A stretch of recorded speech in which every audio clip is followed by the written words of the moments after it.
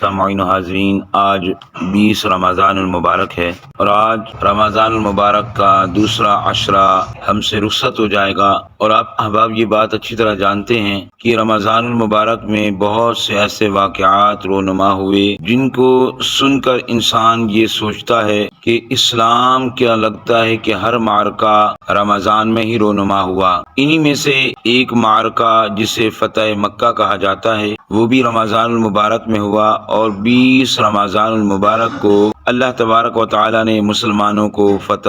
مکہ کی فتح نصیب فرمائی، اور اسے قرآن روشن فتح کے الفاظ سے ذکر فرماتا ہے۔ قرآن کہتا ہے بسم اللہ الرحمن الرحیم انا فتحنا لک فتحا مبینا، اے حبیب کریم صلی اللہ علیہ وآلہ وصحبہ وسلم، بے شک ہم نے آپ کو روشن فتح عطا کی۔ یہ مکہ مکرمہ وہ شہر ہے جو مقدس ہے،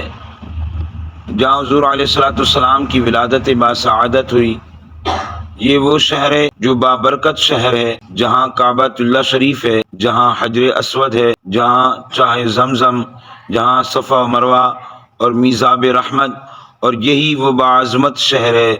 جس کی عظمت اور رفعت کی قسم قرآن کریم میں ذکر فرمائی گئی۔ یاد رکھیے، ہجرت کے چھٹے سال کریم آقا علیہ السلام نے عمرے کا ارادہ فرمایا۔ جب آپ عمرے کے ارادے سے نکلے، احرام باندھا اور مکہ کی طرف روانہ ہوئے تو دشمنان خدا قریش کو یہ خبر پہنچی کہ مسلمان مکہ آ رہے ہیں،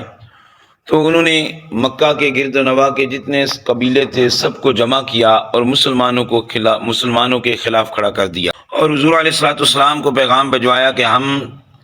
تمہیں مکہ میں داخل نہیں ہونے دیں گے۔ کریم آقا علیہ السلام نے ارشاد فرمایا، ہمارا منشا و مقصد صرف خدا کی عبادت ہے، خانہ خدا کی زیارت ہے اور عمرہ کی ادائیگی ہے، اس کے علاوہ ہمارا کوئی ارادہ نہیں ہے۔ چنانچہ کریم آقا علیہ السلام حدیبیہ کے مقام پر ٹھہرے اور وہیں پر قیام فرمایا، اور قریش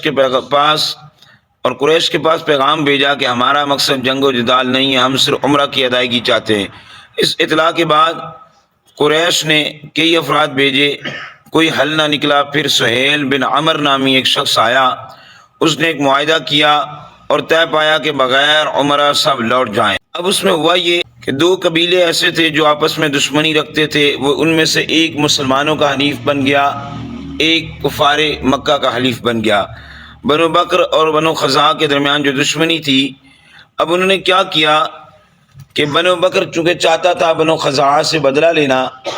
انہوں نے کفار کے ساتھ مل کر بنو خزاعہ پر حملہ کیا اور ان کے لوگوں کو قتل کر دیا، کیونکہ بنو خزاعہ حضور علیہ السلام کا حلیف تھا، مسلمانوں کا حلیف تھا، تو وہ فریادی ہو کر حضور علیہ السلام کی بارگاہ میں حاضر ہوئے کہ ہماری اب مدد کی جائے۔ چنانچہ اس معاملے کے بعد 3 شرطیں رکھی گئی۔ پہلی شرط یہ تھی بنو خزاعہ کے مقتولین کا خون بہا ادا کیا جائے، دوسرا قریش بنو بکر کی حمایت سے دستبردار ہو جائیں، اور تیسری شرط یہ تھی کہ حدیبیہ کے معاہدے کی برخاستگی کا اعلان کیا جائے۔ لیکن انہوں نے پہلی 2 شرطیں چھوڑ کر سہیل نامی شخص نے کہا ہمیں آخری شرط منظور ہے کہ ہم حدیبیہ کی جو شرائط تھی اس سے برخاست ہوتے ہیں۔ اب جب کفار نے اس قاصد کو یہ جواب دیا، جواب تو انہوں نے بڑی اکڑ کے ساتھ، بڑے اپنی انا کے ساتھ دیا تھا کہ جا کر کہہ دو ہم حدیبیہ کی شرائط سے برخاست ہوتے ہیں، ہم وہ چھوڑ رہے ہیں۔ لیکن جب وہ قاصد چلا گیا تو پیچھے وہ شرمندہ ہوئے، کیونکہ انہیں اب یہ یقین ہو چکا تھا کہ جب مسلمانوں نے مکہ چھوڑا تھا تو ان کی تعداد 100 بھی نہ تھی، لیکن آج تعداد ان کی کافی بڑھ چکی ہے اور ہو سکتا ہے ہمارے ساتھ کچھ عجیب معاملہ ہو۔ انہوں نے ابو سفیان کو بھیجا، اس وقت حضرت ابو سفیان مسلمان نہیں ہوئے تھے، کہ جاؤ کوئی معاملہ طے کرو تاکہ مسلمانوں سے اب ہم بچ سکیں، ورنہ ہم پر حملہ ہوگا ہی ہوگا۔ جب گئے سفیان تو جا کر حضور علیہ السلام سے بات کی، لیکن کوئی معاملہ طے نہ ہوا اور انہیں لوٹنا ہی پڑا۔ حضور علیہ السلام نے گرد نواح کے جتنے قبائل تھے سب کو جنگ کی تیاری کا حکم دیا، صحابہ کرام رضوان اللہ تعالی علیہم اجمعین کو بھی جنگ کی تیاری کا حکم دیا، لیکن یہ بات کسی کو نہ بتائی کہ جنگ کرنی کس سے، لڑائی کرنی کس سے۔ حضور چاہتے تھے کہ کفار کو بتائے بغیر اب ان پر حملہ کیا جائے، کیونکہ یہ کریم آقا علیہ السلام کو علم تھا کہ اب یہ میری زندگی کا آخری ایام ہے اور آخری حالات و واقعات ہیں، اور مجھے مکہ کو فتح کرنا ہے۔ تو اس لیے کریم آقا علیہ السلام نے یہ کسی کو اطلاع نہ دی کہ جنگ کرنی کس سے. میرے محبوب کریم علیہ الصلوۃ والسلام کے غلام ایک صحابی حضرت حاطب بن ابو بلتع رضی اللہ تعالیٰ عنہ، انہوں نے خط لکھا اور ایک عورت کے ذریعے مکہ خط روانہ کیا. اب ذرا دیکھیے، لوگ کہتے ہیں کریم آقا علیہ الصلوۃ والسلام کو تو دیوار کے پیچھے کا بھی علم نہیں. اب عورت خط لے کر جا رہی ہے. حضور علیہ الصلوۃ والسلام نے جو ما کان و ما یکون کا علم رکھتے ہیں، اللہ تبارک و تعالیٰ نے ہر چیز پر مطلع فرمایا. آپ صلی اللہ علیہ وسلم نے 3 صحابہ کو بلایا، جن میں حضرت علی رضی اللہ تعالیٰ عنہ، حضرت زبیر، حضرت مقداد رضی اللہ تعالیٰ عنہ تھے. ان کو بلایا اور کہا روضہ خاک کے مقام پر جاؤ، وہاں تمہیں ایک عورت ملے گی، وہ خط لے کر کفار مکہ کی جانب جا رہی ہے، اس سے خط لے کر آؤ. صحابہ کرام رضوان اللہ تعالیٰ علیہم اجمعین یعنی حضرت علی، زبیر اور مقداد رضی اللہ تعالیٰ عنہ تیزی سے گھوڑوں پر سوار ہوئے اور وہاں پہنچے. دیکھا جو حضور نے جیسا بتایا تھا عورت ویسی تھی. اس سے پوچھا تمہارے پاس کوئی خط ہے؟ اس نے کہا نہیں میرے پاس کوئی خط نہیں ہے. آپ نے جواب دیا یہ عورت یاد رکھو جس نے ہمیں بھیجا ہے اس نے کبھی آج تک جھوٹ نہیں بولا، وہ کبھی جھوٹی بات نہیں کرتے، تم سچ بتاؤ تمہارے پاس خط ہے؟ اس نے کہا نہیں. جب سختی کی گئی اس نے کہا ہاں میرے پاس خط ہے، اور اس نے بالوں کے جوڑے میں سے خط نکال کر دیا. جب خط میرے کریم آقا علیہ الصلوۃ والسلام کی بارگاہ میں پہنچا، حضرت حاطب بن ابو بلتع رضی اللہ تعالیٰ عنہ کو طلب کیا گیا اور پوچھا گیا ہے حاطب تم نے خط کیوں لکھا تھا جبکہ تم جانتے تھے کہ ہم نے منع کیا ہے؟ انہوں نے عرض کی حضور اور کوئی مقصد نہیں تھا، میں نے اپنا دین نہیں چھوڑا، میں مرتد نہیں ہوا، میں نے مسلمانیت نہیں چھوڑی. ہاں عرض یہ کرنا چاہتا ہوں آقا میرا خاندان مکہ میں ہے، میرے عز و اقربا مکہ میں ہے، ان کا میرے سوا کوئی نہیں تھا، بس یہی سینے میں درد تھا، اس وجہ سے میں نے خط لکھا. اب دیکھیے لوگ کہتے ہیں کہ حضور کو تو علم نہیں. اب حضرت حاطب زبان سے کہہ رہے ہیں. میرے کریم آقا علیہ الصلوۃ والسلام نے جب یہ بات سنی نا تو فرمایا کہ اب حاطب کو کچھ نہ کہنا، حاطب سچ کہہ رہا ہے، واقعی اس کے دل میں یہی بات تھی اور کوئی بات نہیں تھی. اب دیکھیں حضور دلوں پر بھی مطلع ہیں، حضور دلوں کے حالات بھی جانتے ہیں. آگے سنیے جب کاروان امن مکہ کی جانب روانہ ہوا تو جہاں میں نے پہلے عرض کیا 100 کے قریب لوگ بھی نہ تھے جو اسلام لے کر آئے اور وہاں سے نکلے، لیکن جب حضور علیہ الصلوۃ والسلام مکہ کی جانب روانہ ہوئے 10,000 کا لشکر حضور کے ساتھ تھا. اور پھر کریم آقا علیہ الصلوۃ والسلام نے جب آگے گئے تو 2,000 اور مل گئے، یعنی 12,000 کا لشکر لے کر جب یہ صحابہ کرام اور حضور علیہ الصلوۃ والسلام مکہ کے قریب پہنچے، اب کفار کو خبر ملی کہ اب خیر نہیں ہے. اب انہوں نے پھر ابو سفیان کو بھیجا، جاؤ تم جا کر بات کرو. حضرت ابو سفیان رضی اللہ تعالیٰ ابھی تک مسلمان نہیں ہوئے تھے، حضور کے پاس آئے. قبل اس کے حضور کے پاس آتے آپ کی حضرت عباس رضی اللہ تعالیٰ عنہ یہ حضور علیہ الصلوۃ والسلام کے چچا ہیں، ان سے ملاقات ہوئی اور آپ سے بات چیت کرنے کے بعد انہوں نے بتایا کہ اب تمہاری معافی کوئی نہیں ہے، ہاں تمہیں ایک چیز معاف کر سکتی، آؤ کریم آقا علیہ الصلوۃ والسلام کی بارگاہ میں چلے جاؤ تمہاری معافی ہو جائے گی. اب وہ حضور کی بارگاہ میں آئے. حضرت عمر نے اور دیگر صحابہ نے بڑی سختی کا مظاہرہ کرنے کی کوشش کی، لیکن آپ نے جلدی سے ان کا ہاتھ پکڑا، حضور کی بارگاہ میں پیش کر دیا. انہوں نے حضور کی بارگاہ میں آ کر ساری باتیں کی. میرے کریم آقا علیہ الصلوۃ والسلام نے ارشاد فرمایا ہاں آج تمہیں معافی مل سکتی ہے اگر تم کلمہ پڑھ لو. وہ لوگ جنہوں نے حضور کو اذیت دینے کا کوئی موقع نہ چھوڑا، قتل کرنے کی سازشیں ناپاک کرتے رہے، آپ کو اذیت و تکلیف دیتے رہے، مسلمانوں کو تکلیفیں پہنچاتے رہے، لیکن کریم آقا علیہ الصلوۃ والسلام کی رحمت کا معاملہ بھی دیکھیں، عفو درگزر کا معاملہ بھی دیکھیں. میرے محبوب کریم علیہ الصلوۃ والسلام کے غلاموں،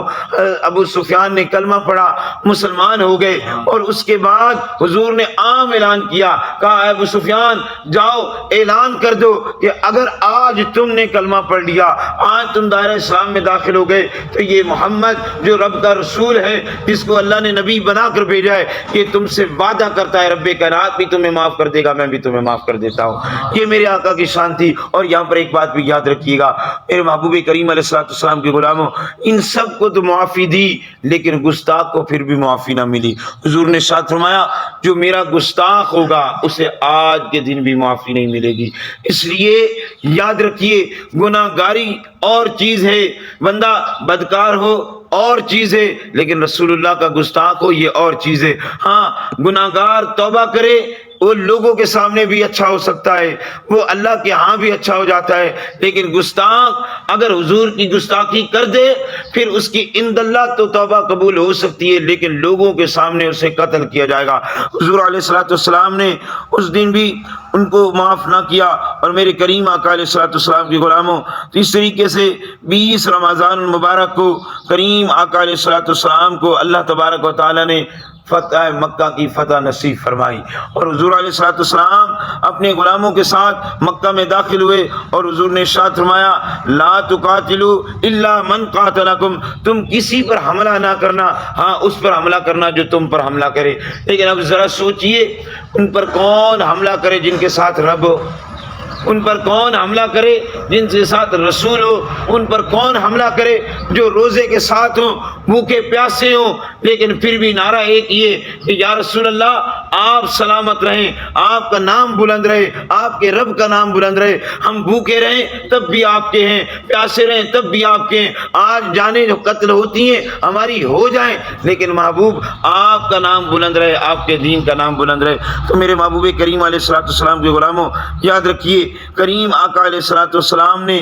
جب یہ معاملہ فرمایا، اور پھر اللہ تبارک و تعالی نے اسلام کو ایسی فتح کا آغاز دیا کہ اس کے بعد اسلام پھیلتا چلا گیا، اور پھر پھیلتے پھیلتے آج ہم تک آ پہنچا۔ اور لیکن یاد رکھیے اب جو یہاں پر میں بات عرض کرنا چاہتا ہوں، اب ذرا سمجھیے گا، کاش کہ ہم بھی سوچتے کہ کیا وہ بھی مسلمان تھے، ہم بھی مسلمان ہیں، انہوں نے جو کیا ان کا ارادہ بھی دیکھ لیں، ہم جو کرتے ہیں ہمارا ارادہ بھی دیکھ لیں، وہ جو کرتے تھے آج بھی ان کے نام روشن ہے، ہم جو کر رہے ہیں ہم اپنے آپ سے مطمئن نہیں ہوتے کہ کیا میں نے کوئی اچھا کام کیا ہے۔ تو ضرورت اس بات کی ہے کہ یہ جو باتیں میں سناتا ہوں، کبھی غزوہ بدر کی، کبھی کسی کی شان کی، کبھی کسی کی شان کی، کبھی کسی کے مرتبے کی، یہ کوئی قصے کہانیاں نہیں سناتا، مقصود صرف اتنا ہوتا ہے میرے محبوب کے غلاموں ہمیں اپنے آپ کو بدلنا ہے۔ وہ بھی لوگ تھے، وہ بھی کلمہ پڑھتے تھے، بس فرق یہ تھا کہ وہ حضور کو دیکھتے تھے اور میں اور آپ دیکھتے نہیں ہیں۔ پھر بھی کسی نے سوال کیا کھڑے ہو کر، حضور ایمان کس کا عجیب ہے؟ میرے کریم آقا نے ارشاد فرمایا کہ ان لوگوں کا جنہوں نے مجھے دیکھا نہیں ہوگا۔